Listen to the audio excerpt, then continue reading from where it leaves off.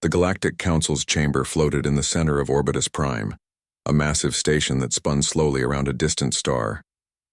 Its walls were polished to a shine, reflecting the strange and varied light from hundreds of alien worlds. Council members from dozens of species hovered in their seats, some floating in zero gravity, others perched on mechanical platforms that moved them around the room. The air buzzed with discussion, arguments, and laughter as they debated territorial claims, trade disputes, and the latest scientific discoveries. Among the chatter, one planet was always spoken of with dismissive amusement: Earth. Council members had observed the planet for centuries, noting its small size, primitive technology, and seemingly fragile inhabitants. No species in the galaxy had ever considered humans a threat. They were, at best, a curiosity, a minor species barely able to defend themselves, yet stubborn enough to survive in their own corner of the Milky Way.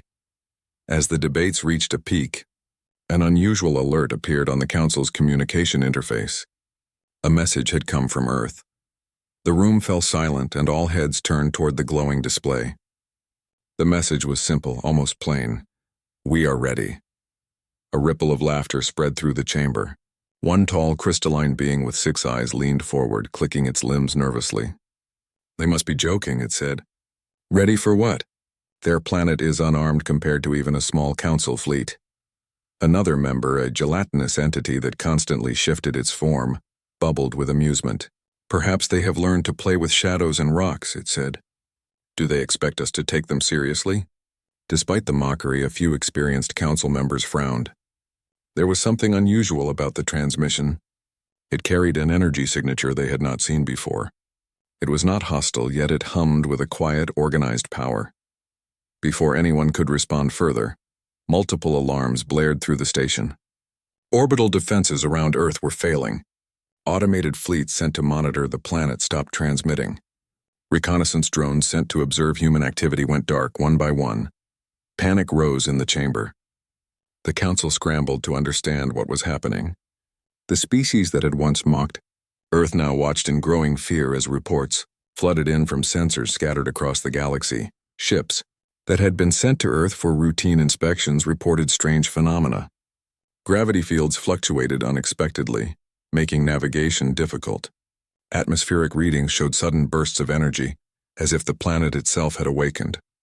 Small asteroid fragments in the solar system moved in coordinated patterns, redirecting themselves as if guided by an unseen hand.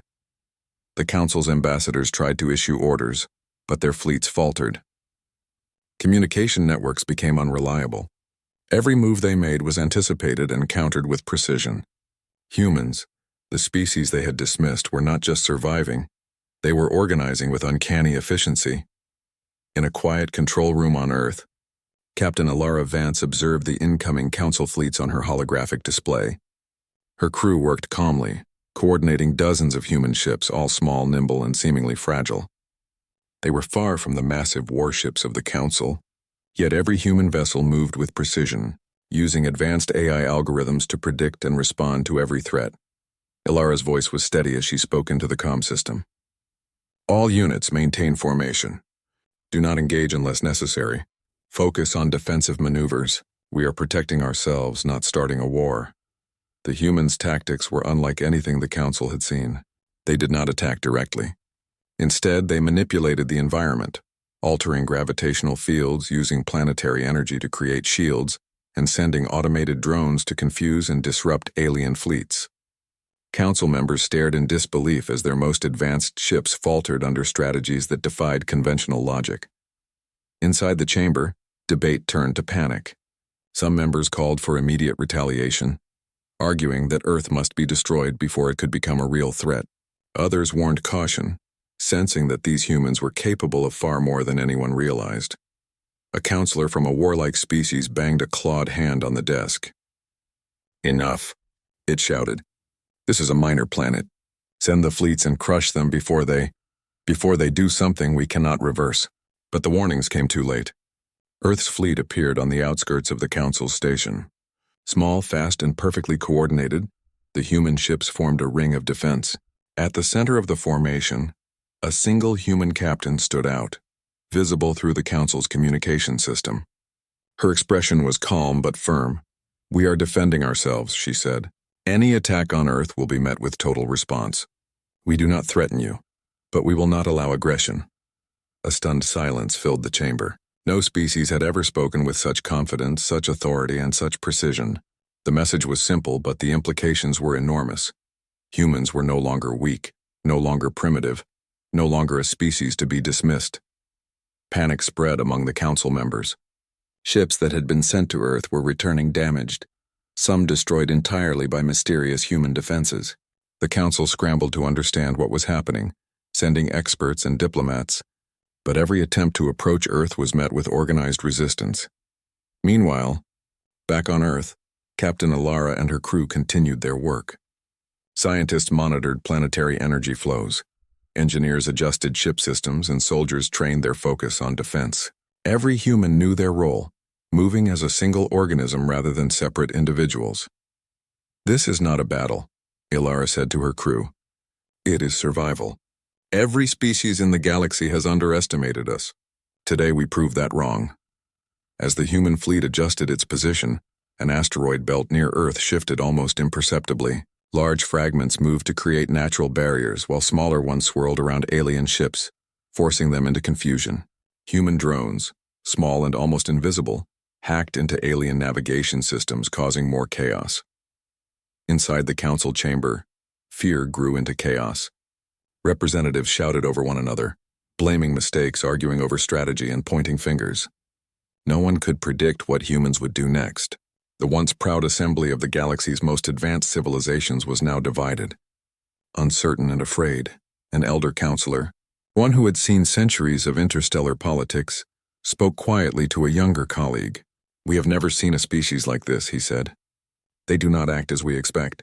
They adapt, coordinate, and survive where no one should. We may have underestimated humanity, and that may be our greatest mistake." Outside, the human fleet continued its silent advance. Each maneuver, each defensive strategy was calculated to ensure minimal risk while maximizing control. Humans were not reckless, they were precise, intelligent, and united.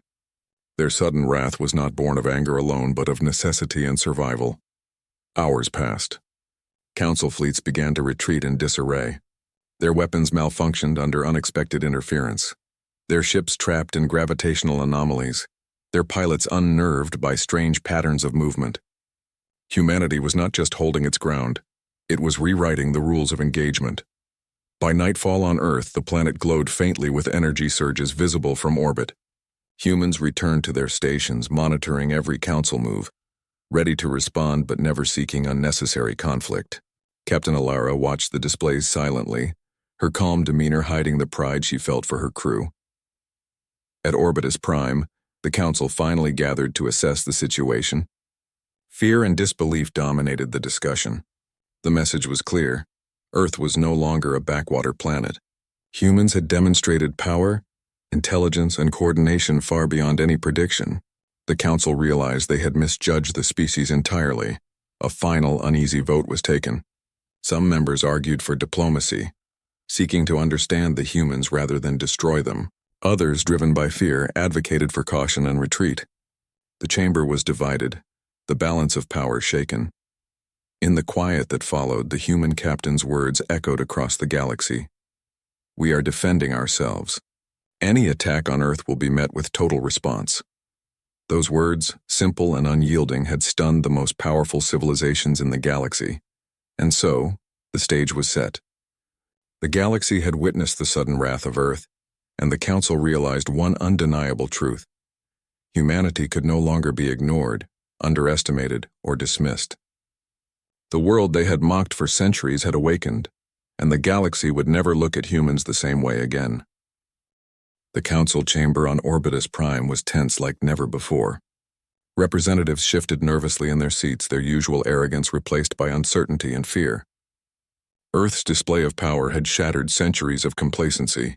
Ships sent to intimidate humans had returned crippled, some destroyed entirely, leaving council members humiliated and anxious. The discussion that once echoed with authority now hummed with worry. "Earth is not just a minor species," said a tall, silver-skinned envoy. Its voice was sharp but trembling slightly. "They are organized, coordinated, and capable of controlling forces we cannot even predict." We cannot attack them. Not now. A gelatinous delegate whose body shimmered with faint pulses of color bubbled in frustration. We cannot wait.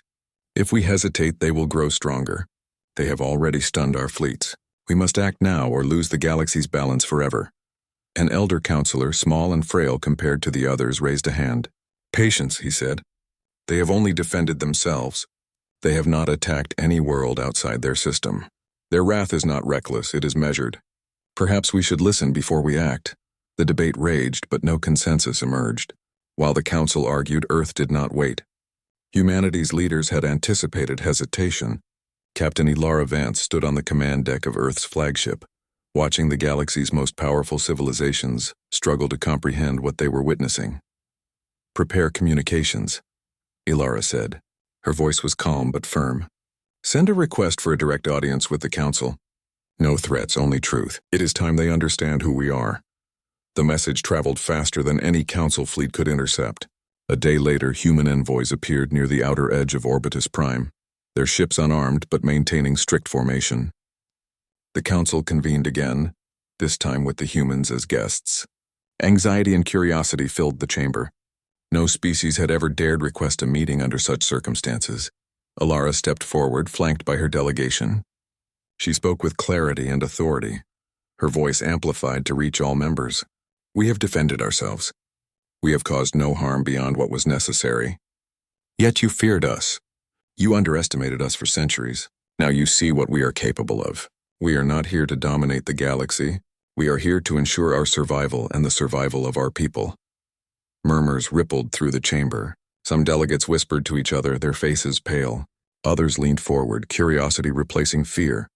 A crystalline envoy, usually brash and loud, spoke first. What are you?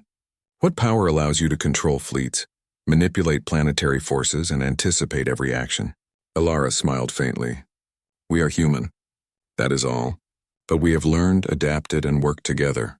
We use every resource available, science, technology, and intelligence to defend what is ours.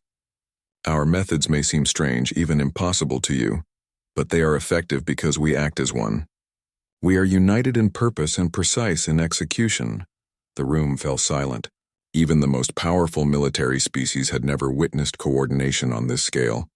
Humans did not rely on sheer numbers or brute force. They relied on ingenuity, foresight, and unity. Do you threaten us? Asked a being with 4 arms and eyes on stalks, its voice trembling slightly. If humans attack, the council would respond. Elara shook her head. We do not seek conflict. We do not wish to dominate. We seek respect and recognition. If attacked, we will defend ourselves to the fullest. If ignored, we will continue to prepare. That is all. The statement hung in the air like a silent challenge. Some council members shifted uncomfortably. The humans' calm confidence was more frightening than any weapon. Outside, Earth's fleet maintained its perimeter. Sensors recorded the council's attempts to probe human defenses. But every approach was met with subtle but effective countermeasures.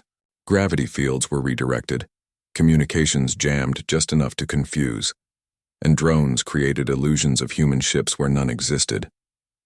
Each strategy demonstrated intelligence and creativity far beyond what any species had anticipated.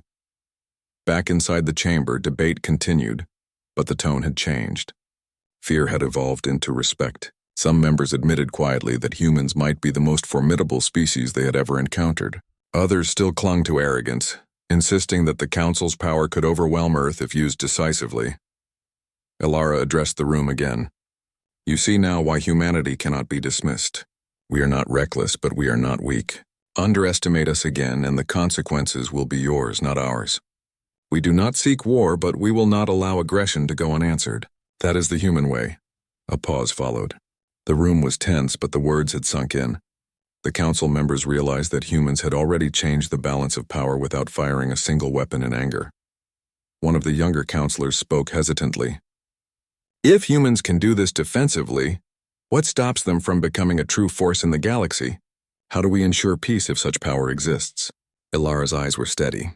We ensure peace the same way any intelligent species does, with respect, dialogue, and understanding. We are ready for those who seek to harm us. We are also ready to cooperate with those who wish to work together.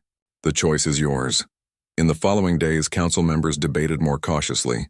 Some proposed alliances, recognizing that humans' technology and strategic thinking could benefit the galaxy.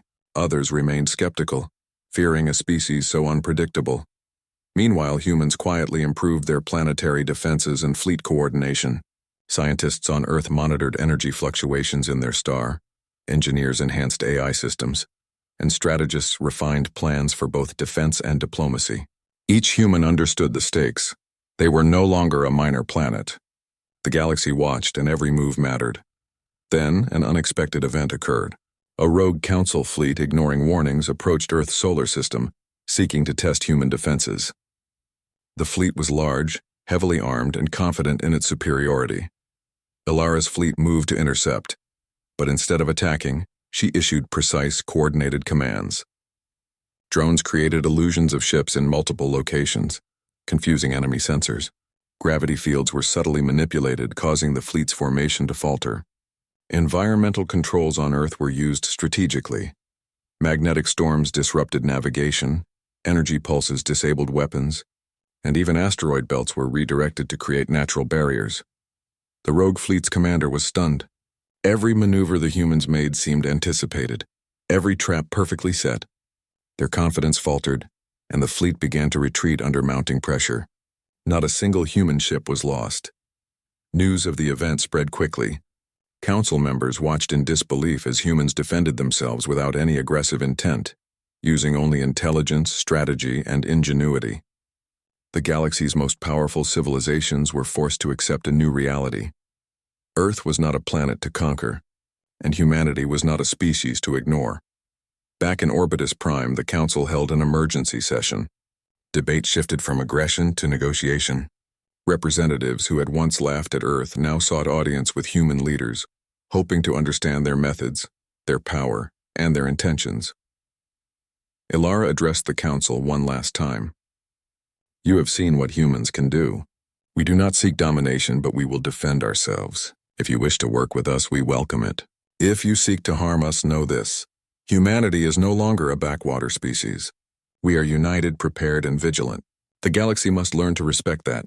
The chamber fell silent. The words were simple, but their meaning was undeniable. Humans had not only survived, they had changed the rules. The Council realized that the galaxy's balance of power had shifted, not through conquest, but through intelligence, strategy, and the unexpected wrath of a species long underestimated. In the following weeks, cautious diplomacy began. Some council members proposed alliances, seeking the guidance and insight of humans in technology, defense, and strategy. Others withdrew, wary of provoking a species whose methods were so unpredictable. On Earth, life continued in its quiet, determined way. Humans worked, learned, and prepared, ever aware of the galaxy watching them. Children played under the sun, scientists studied the stars, and soldiers trained for the defense of their planet. But the world had changed. Humanity had earned its place in the galaxy, not through conquest, but through courage, unity, and ingenuity. Captain Ilara Vance looked up at the stars from the command deck of her flagship. She knew that the galaxy would never underestimate humans again. They had shown that a single species, united in purpose and creative in strategy, could stand against the mightiest civilizations and emerge unscathed. The humans' sudden wrath had stunned the Council, but more than that, it had earned respect, reshaped diplomacy, and altered the course of galactic history. For the first time in centuries, humans were no longer observers. They were participants, powerful, intelligent, and unpredictable. And in the silence of space, Earth glowed faintly, a small but mighty beacon. The galaxy had learned a lesson that would not be forgotten. Humans were a force unlike any other, and their place among the stars was